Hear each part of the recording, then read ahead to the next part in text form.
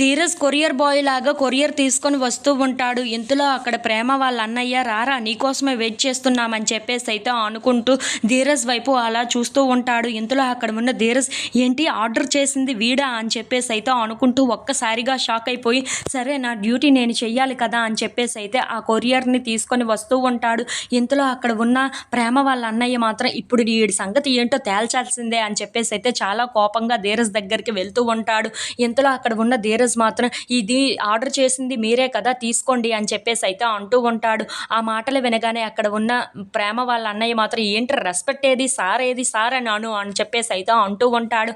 ఆ మాటలు వినగానే అక్కడ ఉన్న ధీరజ్ అయితే తీసుకోండి సార్ అని చెప్పేసి అయితే అంటూ ఉంటాడు. ఆ మాటలు వినగానే అక్కడ ఉన్న ప్రేమ వాళ్ళ అన్నయ్య అయితే చాలా కోపంగా దాన్ని కిందకి విసిరేస్తూ ఉంటాడు. అది చూడగానే అక్కడ ఉన్న ధీరజ్కి అయితే చాలా కోపం వచ్చేస్తూ ఉంటుంది. ఇంతలో తన కోపాన్ని అంచుకొని మరి ఏంటి సార్ ఇలా చేశారు అని చెప్పేసి అయితే అడుగుతూ ఉంటాడు. ఆ మాటలు వినగానే అక్కడ ఉన్న ప్రేమ వాళ్ళ అన్నయ్య మాత్రం చూసావా అది ఎలా కింద పడిపోయిందో దాన్ని మొత్తాన్ని ఎత్తు అని చెప్పేసి అయితే అంటూ ఉంటాడు. ఆ మాటలు వినగానే అక్కడ ఉన్న ధీరజ్ అయితే ఆ మొత్తం అన్ని ఎత్తుతూ ఉంటాడు.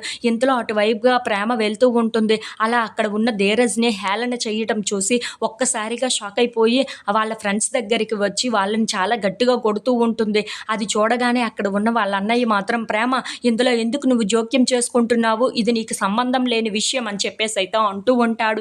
ఆ మాటలు వినగానే అక్కడ ఉన్న ప్రేమ మాత్రం ఏంట్రా నాకు సంబంధం లేని విషయం, వాడు ఎవడనుకుంటున్నావు నా భర్త, ధీరజ్ నా భర్త అని చెప్పేసి అయితే అంటూ ఉంటుంది. ఆ మాటలు వినగానే అక్కడ ఉన్న ధీరజ్ అయితే ఒక్కసారిగా షాక్ అయిపోయి ప్రేమ వైపు అలా చూస్తూ ఉండిపోతాడు. ఇంతలో అక్కడ ఉన్న ప్రేమ మాత్రం నా భర్తని ఎలా ఎవరైనా అవమానించారా అన్న విషయం నాకు తెలిస్తే నేను అస్సలు ఊరుకునేదే లేదు అని చెప్పేసి అయితే ధీరజ్ వైపు నించొని మాట్లాడుతూ ఉంటుంది. ఆ మాటలు వినగానే అక్కడ ఉన్న ధీరజ్ అయితే చాలా ప్రేమగా ప్రేమ వైపు చూస్తూ అలా ఉండిపోతాడు.